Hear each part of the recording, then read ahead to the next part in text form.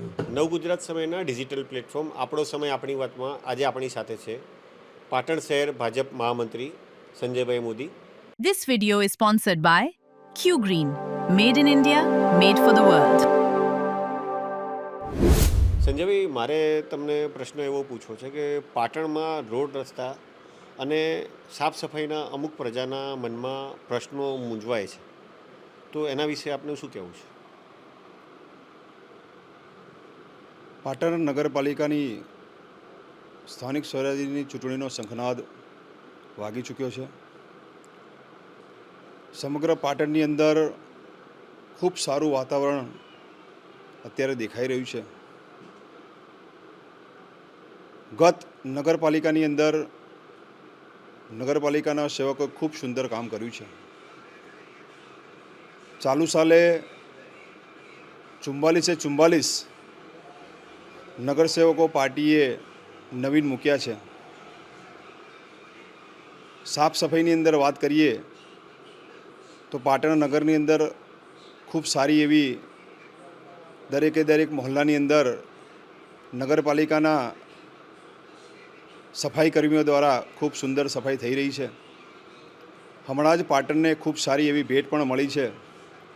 પાટણનું bus stand આદરણીય ગુજરાતના ગૃહમંત્રી અને ઉપમુખ્યમંત્રી એવા હર્ષભાઈ સંઘવીના વરદ હસ્તે હમણાં જ તેનું ઉદ્ઘાટન થયું છે, જેની આતુરતાથી રાહ જોઈ રહ્યા હતા. તેઓ ટાઉન હોલ પણ તેનું પણ ખાતમુહૂર્ત થઈ રહ્યું છે.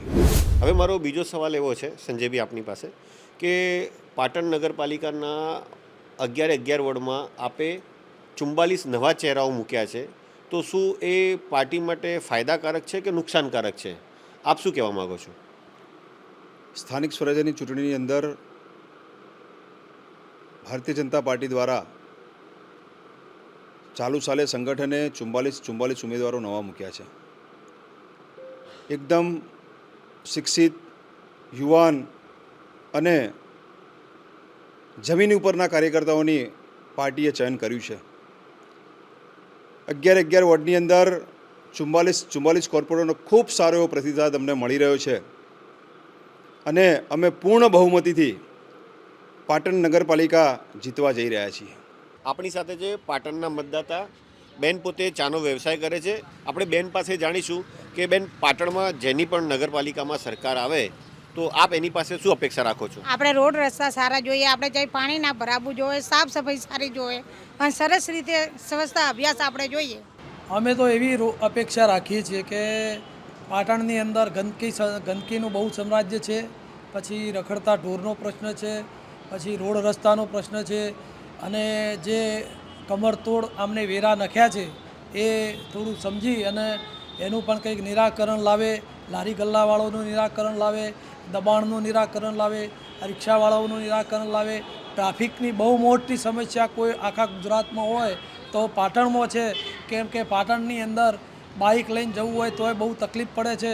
અને આ લોકોએ છેલ્લા 5 વર્ષમાં ચીફ ઓફિસર અને આ લોકો અમે તો એમના ટીવીમાં લડતા જ જોયા છે, કોઈના એરિયામાં આવતું નથી. એટલે આ વખતે થોડું અમને એમના ભાઈ કંઈ પણ પક્ષ જીતે તો અમે આ બધી અપેક્ષાઓ એમના પાસે રાખીએ છીએ એક મતદાર તરીકે.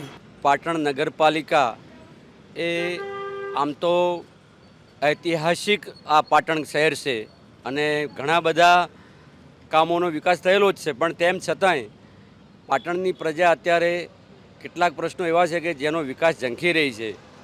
પાટણમાં અત્યારે હાલ રોડ રસ્તા, ગટર, પીવાના પાણી અને સ્વચ્છતાનો મુખ્ય પ્રશ્ન છે. એ જો સારી રીતે ઉકેલાય એ માટે જે પણ એટલે કે શાસક પક્ષ જેને પણ હાથમાં આવશે, સત્તા આપશે લોકો, જનતા, એને આપણે એની પાસે એવી અપેક્ષા રાખી શકીએ કે એને મૂળ કુલ મળી અને સ્વચ્છતા, નગરની ખૂબ સુંદર સ્વચ્છ હોય નગર, રોડ રસ્તા વ્યવસ્થિત હોય, ગટરો ઉભરાય નહીં, અને આ જે ટ્રાફિકની સમસ્યા છે એ ખાસ કરીને હાઈવે વિસ્તારમાં એનું વ્યવસ્થિત ઉકેલ આવે. જેમ કે આ 2 બ્રિજ બની ગયા, એવી કોઈ ત્રીજી પણ વ્યવસ્થા રિંગ રોડની કે એવી કોઈ વિચારવામાં આવે, જેથી કરીને આવનાર સમયમાં પાટણ શહેર જે ઐતિહાસિક શહેર છે એ ઐતિહાસિક ધરોહર સુંદર અને રણજામણું શહેર બને એવી અમારી ઝંખના છે, ઈચ્છા છે.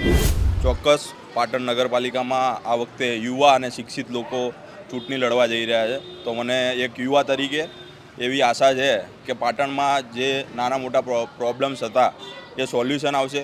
રોડ રસ્તા પાટણના સારા એટલે 80%માં સારા કહી શકીએ આપણે, પણ 100% સારા થાય અને પાટણની નગરપાલિકા પણ મહાનગરપાલિકામાં એનું નામ એડ થાય અને મહાનગરપાલિકા જાહેર થાય એવી હું એક યુવા તરીકે અપેક્ષા રાખું છું. રોડ રસ્તા સારા બને, પીવાનું ચોખ્ખું પાણી મળે અને એ અમારી અપેક્ષા. જે રોડ બનાવવામાં આવ્યો છે એના માટે નગરપાલિકાના સત્તાધીશોએ 70-30નો ઠરાવ કર્યો છે. 70% સરકાર પૈસા પણ 30% જનતાએ ભરવાના. એ પછી એમને ડબલ વેરો કરી દીધો, જનતા ઉપર વેરાનો માર પણ ડબલ કરી દીધો. તેમ છતાં ડબલ વેરો કર્યો તો પછી નગરપાલિકાનું દેવું ઘટવું જોઈએ. એની જગ્યાએ નગરપાલિકાનું દેવું જે 3 કરોડ હતું એની જગ્યાએ આજે નગરપાલિકાનું દેવું 32 કરોડ થઈ ગયું. તો આ ભ્રષ્ટાચાર કર્યા વગર દેવું ડબલ વેરા કર્યું તો ભ્રષ્ટાચાર ના કર્યો હોય અથવા તો પોતાની પાર્ટી માટે નગરપાલિકાના પૈસા ના ખર્ચ્યા હોય તો આ દેવું ઘટવું જોઈએ. એની જગ્યાએ દેવું ડબલ 4-5 ગણું થઈ ગયું, 32 કરોડ રૂપિયા થઈ ગયું. પછી બીજું કે ભ્રષ્ટાચારના આરોપ અમે વિપક્ષ તરીકે તો કરીએ જ છીએ. એના માટે આ લોકો અમારા પ્રશ્નોના જવાબ નથી આપતા. અમે જે તપાસ સમિતિ નિમીએ છીએ, તપાસ સોંપીએ છીએ એ તપાસ પણ કરતા નથી. અને એમના શાસક પક્ષના જ નેતાઓએ છેલ્લે હમણાં તમે જોયું છે તો ચીફ ઓફિસર અને એમના અમુક જે કોર્પોરેટરો તો હતા એમની પાસે પણ મીઠાઈ લેવાનું આક્ષેપ એમને કરેલો હ. એટલે શાસક પક્ષે પણ ભ્રષ્ટાચારના આરોપો કરેલા છે. વિપક્ષ તો કરે જ, સાચી વાત હોય ત્યાં, પણ એમના શાસક પક્ષે પણ કરેલા છે. જો કોંગ્રેસ પાર્ટીનો કાર્યકર હંમેશા પ્રજાની સાથે જ હોય છે. ભારતીય જનતા પાર્ટીની નીતિ એવી રહી છે ચૂંટણી લડવા માટે અને ચૂંટણી જીતવા માટે કે એરાએ નગરપાલિકાની ચૂંટણીમાં 4 ઉમેદવારો હોય તો એક ઉમેદવાર માલદાર તરીકે મૂકે જે તમામ વોટનો ખર્ચો કરે અને આખી પેનલ લઈને આવે એવી એમની ગણતરી હોય. એની સામે અમારે ભાજપના માલદારની સામે કોંગ્રેસે કામદાર માણસો ઉતાર્યા અને કાયમ પ્રજાની વચ્ચે રહેતા જે ઉમેદવારો હતા એવા જ ઉમેદવારોની અમે નિમણૂક કરી છે. અને એમાં ધારો કે મારો જ દાખલો લો તો હું ગયા 5 ટર્મમાં હારી ગયો તો એની આગલી ટર્મમાં મારી મિસિસ પ્રમુખ પણ રહી ચૂકી છે નગરપાલિકાની પૂર્વ અને કોર્પોરેટર પણ હતા. એ પછી અમે હારી ગયા પછી સતત અમારા વિસ્તારના પ્રજાજનોના કામો માટે લડતા રહ્યા છીએ. પાટણની જનતાના કામો માટે લડ્યા છીએ અને આવનારા દિવસોમાં પણ અમે સત્તા આવશે તો પાટણની જનતાના કામ કરીશું ને સત્તા નહીં આવે તો પણ અમે પ્રજાના પ્રશ્નો માટે લડતા રહીશું. પણ અત્યારે પાટણની જનતાએ નિર્ણય કરી દીધો છે, કોંગ્રેસ પક્ષને વિજયી બનાવવાનો નિર્ણય ચોક્કસ કરી દીધો છે. This video is sponsored by Q Green. Made in India, made for the world.